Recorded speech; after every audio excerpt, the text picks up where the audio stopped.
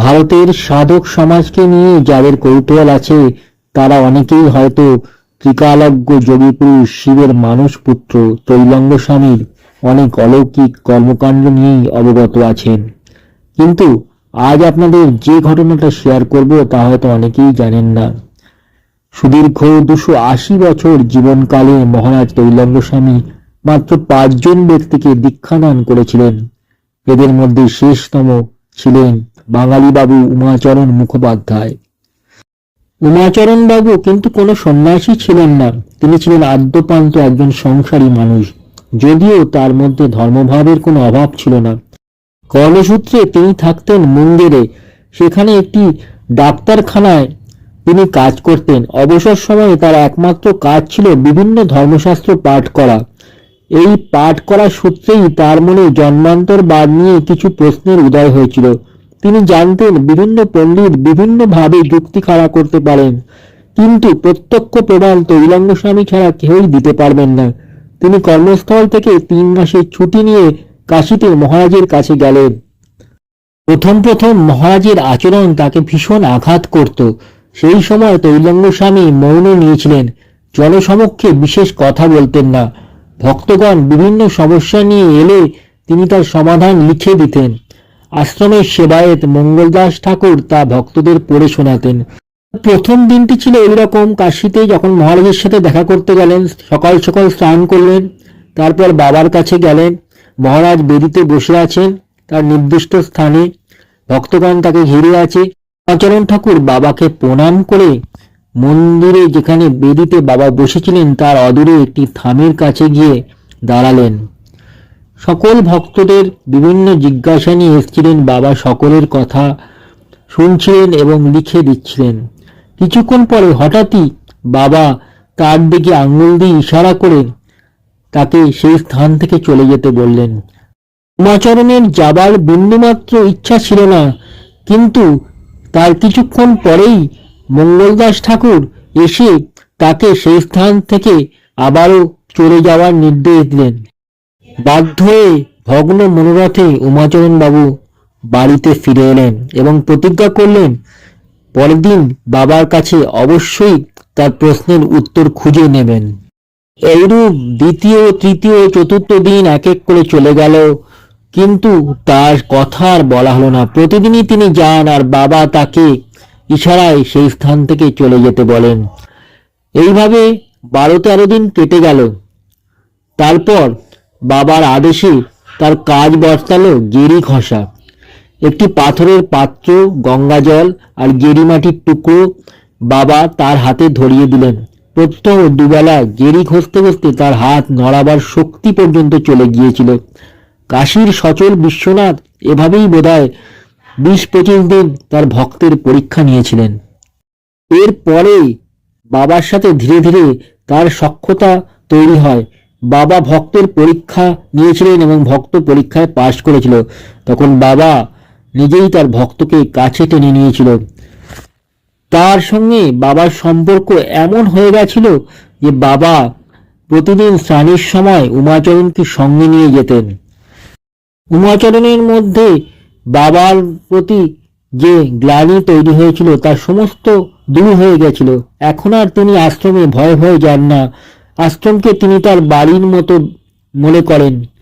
বাবা এই সময় ধীরে ধীরে তার সঙ্গে যত দূরত্ব কমতে থাকে, বাবার সঙ্গে তার এই পূর্বজন্ম সম্পর্কে যত তার মনে সংশয় ছিল সেগুলোও কিন্তু বাবা দূর করে দিয়েছিলেন। ত্রিকালজ্ঞ মহাপুরুষ ত্রৈলঙ্গ স্বামী তার পূর্বজন্ম সম্পর্কে অনেক কথাই বলেছিলেন। যেমন বলেছিলেন উমাচরণ পূর্বজন্মে একজন ধনী জমিদার ছিলেন এবং তিনি কোথায় থাকতেন, তার বাবা মা কে ছিল, এ জন্মে তার সাথে তার বাবা মার সম্পর্ক কি, ইত্যাদি নানা কথা তিনি তাকে বলেছিলেন এবং তার প্রমাণও কিছু কিছু দিয়েছিলেন। ইতিমধ্যে উমাচরণ বাবার যোগবলের শক্তি সম্পর্কেও কিছু প্রমাণও পেয়ে গিয়েছিলেন, যেগুলো এই ভিডিওতে উল্লেখ করছি না, কারণ এতে ভিডিওটা লেন্দি হবে আর আপনাদের ধৈর্যচ্যুতি হতে পারে। এই সময় উমাচরণের কাজ ছিল প্রতিদিন প্রাতঃকালে উমাচরণ আশ্রমে চলে যেতেন। তারপর বাবা উমাচরণকে নিয়ে পঞ্চগঙ্গা ঘাটে স্নানে যেতেন। প্রায় 1.5-2 ঘন্টা ধরে স্নান পর্ব চলত। প্রায়শই গঙ্গায় নেমে বাবা কোথায় যেন মিলিয়ে যেতেন। উমাচরণ ঘাটে অপেক্ষা করতেন। তারপর 1.5-2 ঘন্টা বাদে বাবা আবার ভেসে উঠতেন। ঘাটে বাবা এলে গামছা দিয়ে উমাচরণ সযত্নে বাবার গায়ের জল মুছিয়ে দিতেন। তারপর দুজনে আশ্রমে ফিরে আসতেন। সন্ধ্যাকালে আরতির পর বাবার মুখে বিভিন্ন ধর্মকথা শুনতেন ও নিজেকে সমৃদ্ধ করতেন। এখানে উমাচরণ বাবার কাছে দীক্ষাদানের আগ্রহ দেখালে বাবা প্রথমে মৃদু আপত্তি জানালেও পরে দীক্ষাদানে সম্মত হন। ঠিক হয় সেই বছর অঘ্রাণ মাসের 3 তারিখে চন্দ্রগ্রহণের দিন দীক্ষা সম্পন্ন হবে। দীক্ষার পূর্বে কিছু নিয়মাবলী যেগুলি বাবা উমাচরণকে বুঝিয়ে দেন। এই তৈলঙ্গ স্বামী উমাচরণকে অনেক অলৌকিক দৃশ্যের সাক্ষী করিয়েছিলেন। ঝড় জলের রাত্রে আশ্রম থেকে বাড়ি ফিরছেন উমাচরণ, সঙ্গে ছাতা নেই, অথচ সেদিন গায়ে তার 1 ফোঁটা জল পড়েনি। দিকে মুষলধারে বৃষ্টি হচ্ছে, বিদ্যুৎ চমকাচ্ছে, অথচ 1 ফোঁটা জল উমাচরণের গায়ে পড়ছে না। সামনে কে যেন উমাচরণকে আলো দেখিয়ে পথ দেখিয়ে নিয়ে যাচ্ছে। এইভাবে উমাচরণকে সেই ব্যক্তিটি বাড়িতে পৌঁছে দিয়ে গেছিল। উমাচরণ বিলক্ষণ বুঝেছিলেন সেই ব্যক্তিটি কে। ধ্যানযোগে বাবা একদিন উমাচরণকে গঙ্গার তলদেশে নিয়ে গিয়েছিলেন। আবার তারা ফিরে এসেছিল। উমাচরণ দেখেছিলেন আশ্রমের চৌকিতে বাবা আর তিনি বসে আছেন আর ধর্মশিক্ষা করছেন। তবে বিভিন্ন কাজের মাধ্যমে বাবা উমাচরণকে তার শক্তি সম্পর্কে অবহিত করেছিলেন। বাবা প্রত্যহ উমাচরণকে ধর্মশিক্ষা দিতেন। কিছু কথা আপনাদের না বলে পারছি না। বর্তমান সময়ে যে জাতিবিদ্বেষ যেখানে চূড়ান্ত পর্যায়ে পৌঁছেছে, তাই এই সময়ের পক্ষে এই কথাগুলো মনে রাখা খুবই প্রাসঙ্গিক বলে আমার মনে হচ্ছে। বাবা উমাচরণকে বলেছিলেন, জন্মেছ যখন কর্ম তো করতেই হবে, কিন্তু অহেতুক বাক্য ব্যয় করে যোগ শক্তির ক্ষয় করো না। বৃথা বাক্য ও গল্প করে সময় নষ্ট না করার কথা পরামর্শ দিয়েছিলেন। তিনি বলেছিলেন, কখনো কারো ধর্মে বিদ্বেষ করো না। যে যা ধর্মে বিশ্বাস করে তাতেই তার মুক্তি লাভ হয়। তিনি ঈশ্বর লাভের জন্য নিরামিষ খাওয়া আর আমিষ খাওয়ার পার্থক্য করেননি। তিনি বলেছিলেন, নিরামিষ আমিষ দুক্ষেত্রেই ঈশ্বর লাভ হতে পারে, হয়তো কিছুটা বিলম্ব হবে।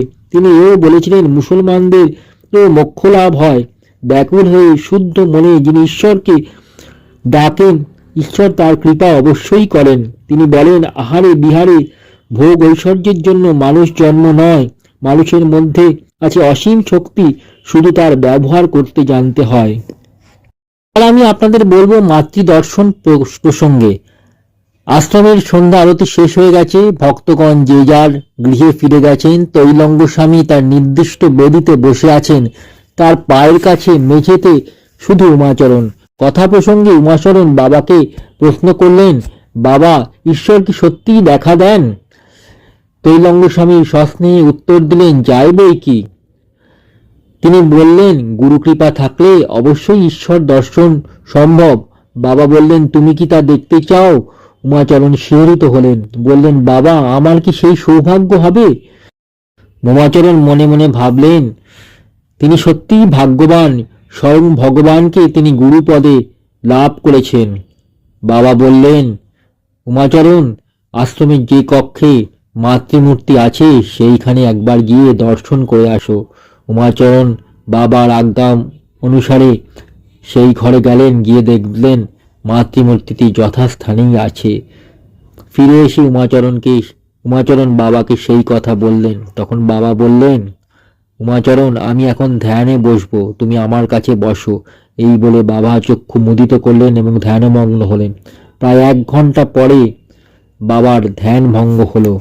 উমাচরণের দিকে তাকালেন আর ইশারায় ঘরের দরজার দিকে ইঙ্গিত করলেন। উমাচরণ প্রদীপের আলোয় স্পষ্ট দেখলেন বালিকা রূপী মা ধীরে ধীরে ঘরে প্রবেশ করছেন। তিনি বাকরুদ্ধ হলেন। ধীরে ধীরে সেই বালিকা তাদের কাছে এগিয়ে আসছে।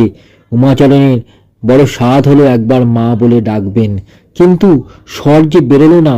মনে মনে বললেন, পাশে গুরুদেব, সামনে মা জগৎজননী। এই সময় যদি আমার মৃত্যু হতো তবে হয়তো আমার স্বর্গপ্রাপ্তি হতো। এই সময় বাবা ঘুরে থাকা উমাচরণকে একটু ঠেলা দিলেন, দিয়ে বললেন, যা ওই কক্ষে যা, গিয়ে দেখো তো সেখানে মা আছেন কিনা। উমাচরণ কাঁপতে কাঁপতে ওই ঘরের দিকে গেলেন এবং দেখলেন মা তার নির্দিষ্ট স্থানে নেই। আবার কাঁপা কাঁপা পায়ে ফিরে এসে বাবাকে বললেন সেই কথা। তৈলঙ্গ স্বামী মৃদু হাসলেন, নির্দেশ দিলেন মায়ের পাদপদ্ম স্পর্শ করতে।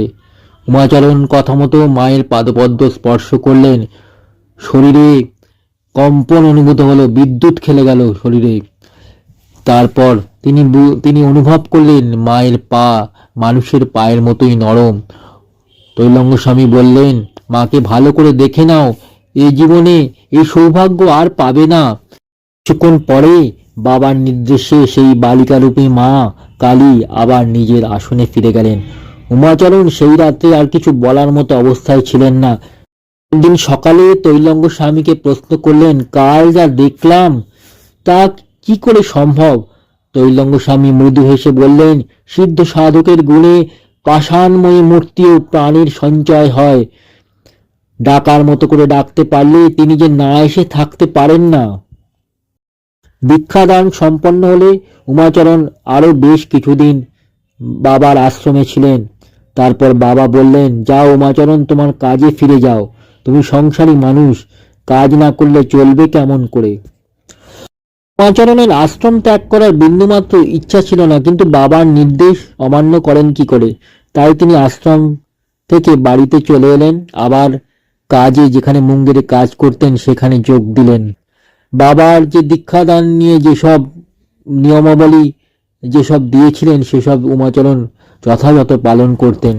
এর কিছুদিন পরে উমাচরণ একটি পত্র পান, যেখানে লেখা ছিল অমুক দিনে বাবা দেহত্যাগ করবেন এবং উমাচরণকে বাবা আশ্রমে যেতে বলেছেন। তৎক্ষণাৎ উমাচরণ তার কাজের জায়গা থেকে ছুটি নিয়ে বাবার ওখানে গেলেন, বাবার আশ্রমে গেলেন। যখন তিনি বাবার ওখানে গিয়েছিলেন তার 10 দিন বাকি ছিল, বাবার দেহ ত্যাগ করার 10 দিন বাকি ছিল। দেখলেন অনেক ভক্ত সমাগম হয়েছে, শিষ্যগণ এসছেন, চারিদিকে একটা শোকতপ্ত পরিবেশ। আস্তে আস্তে সেই নির্দিষ্ট দিন এগিয়ে এলো। বাবা যেদিন দেহ রাখবেন, বাবা আগেই বলে রেখেছিলেন তাকে একটি কফিনের মধ্যে তার দেহকে রেখে নৌকা করে গঙ্গার নির্দিষ্ট স্থানে গিয়ে ভাসিয়ে দিতে। তার কথা মতো তার যেদিন দেহত্যাগ হলো সেই দিন তাকে কফিনবন্দি করে ভক্তগণ শিষ্যগণ তাকে গঙ্গার নির্দিষ্ট স্থানে নিয়ে গিয়ে কফিনটি গঙ্গায় ভাসিয়ে দিল। এইভাবে সিদ্ধযোগী তৈলঙ্গ স্বামীর মহাপ্রয়াণ ঘটল। এই ছিল আমার আজকের উপস্থাপন। ভিডিওটি যদি আপনাদের ভালো লাগে তবে দয়া করে লাইক, শেয়ার, সাবস্ক্রাইব করবেন আর আমাকে মোটিভেট করবেন। ভালো থাকবেন, সুস্থ থাকবেন আর ঈশ্বরে অবিচল ভক্তি রাখবেন।